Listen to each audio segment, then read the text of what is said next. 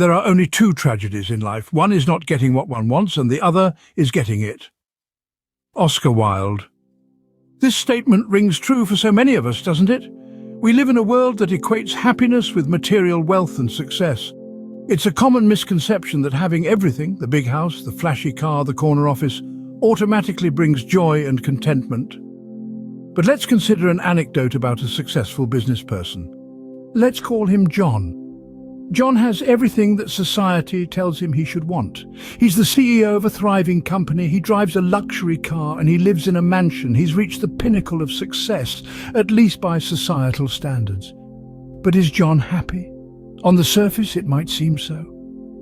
He's got the material wealth, the status, the success. But when he goes home at the end of the day, when the lights are off and he's left alone with his thoughts, he feels an emptiness, a void that no amount of money or success can fill. John has everything, yet he feels unfulfilled. This story isn't unique to John. It's a tale that's all too common among those who have reached the top, only to find that everything isn't all it's cracked up to be. They've chased the dream, they've got what they wanted, and yet they're not happy. The illusion of happiness, it seems, is just that, an illusion. The reality is material wealth and success don't equate to happiness. They're not the magic formula that many of us believe them to be. They can provide comfort, sure. They can make life easier in many ways, but they can't fill the void that John and so many others feel. So if having everything doesn't guarantee happiness, then what does? Consider this. Perhaps happiness comes not from having, but from being. Purpose. A small word that holds a universe of meaning. It's the invisible compass guiding us through the mazes of life, the silent whisper echoing in our hearts, urging us to become more than mere spectators of our existence. It's the spark that ignites the fire of passion, the force that propels us towards fulfillment. Let's take a moment to explore the story of Margaret, a woman whose life was transformed by her pursuit of purpose. Margaret was once a high-powered executive in a multinational corporation, earning a hefty paycheck and surrounded by all the material comforts one could desire. Yet she was plagued by an insatiable emptiness, a void that no amount of wealth could fill. One day, Margaret made a daring decision. She left her corporate life behind to become a teacher in a small, underprivileged community. The pay was meager, the resources scarce, but the children's eyes, oh, they were filled with an unquenchable thirst for knowledge, an energy that was contagious and pure. In their eager faces, Margaret found something that her corporate job could never give her, a sense of purpose. She derived immense satisfaction in shaping these young minds, in being a beacon of hope in their lives. She was no longer just existing, she was living, truly living. And in this profound sense of purpose, she found a happiness that was deep, gratifying, and real. Margaret's story is but one among countless others. It is a testament to the transformative power of purpose, a reminder that happiness is not a destination to reach, but a journey to undertake. It's not about acquiring, it's about becoming. It's not about having, it's about being. So let's ask ourselves today, what is it that we're truly passionate about? What is it that gives our life meaning, that makes us jump out of bed every morning with excitement and anticipation? Could it be that our purpose in life is the key to our happiness? Or maybe happiness lies in our relationships with others. Reflect on the influences shaping our lives, the family that nurtured us, the friends who supported us, the mentors who directed us, and the strangers who smiled at us. These bonds significantly impact our search for happiness. Take the case of Thomas. He was raised in a bustling city, tirelessly pursuing success and wealth. He possessed a thriving career and material luxuries. However, he felt an emptiness, a void that success or wealth couldn't fill. One day he revisited his childhood home in the countryside. He reconnected with old friends, spent time with his family, and reacquainted himself with his roots. During these precious moments of laughter and shared love, he discovered a sense of contentment he hadn't felt before. He realized that meaningful relationships were the missing piece. Humans are social beings. We bloom through connection, shared experiences, and feeling appreciated. Studies show that strong social connections can increase longevity by 50%. It boosts our immunity, aids faster recovery from illness, and can even prolong our life. Many philosophers, psychologists propose that happiness is not in personal gain, but in cultivating relationships and investing in others. It's about connection, love, understanding, and being understood. Thomas discovered this in his own way. He found happiness not in material possessions or career achievements, but in the profound joy of connecting with others. He found happiness in relationships. So it seems that happiness may be closer than we think.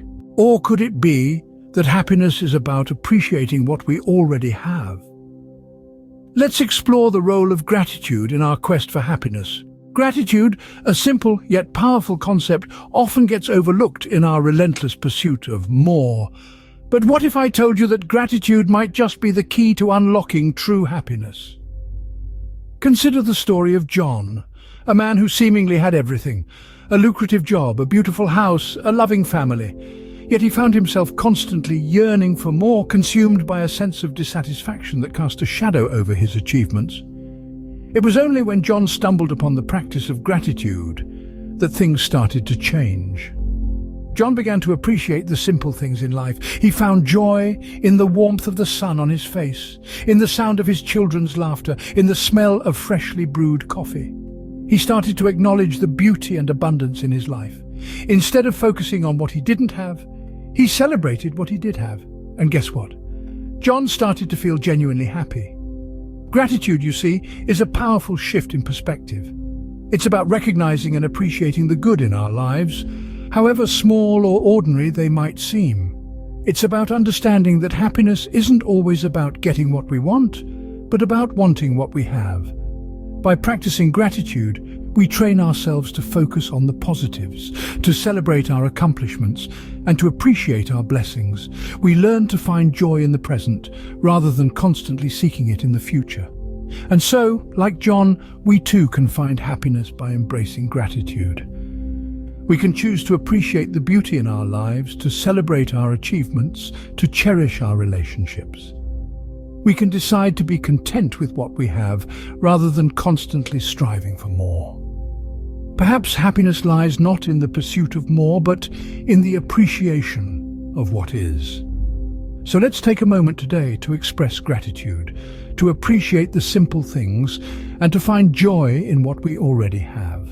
Or could the secret to happiness lie within ourselves? As we continue our exploration of happiness, we turn our gaze inward to the journey of self-discovery.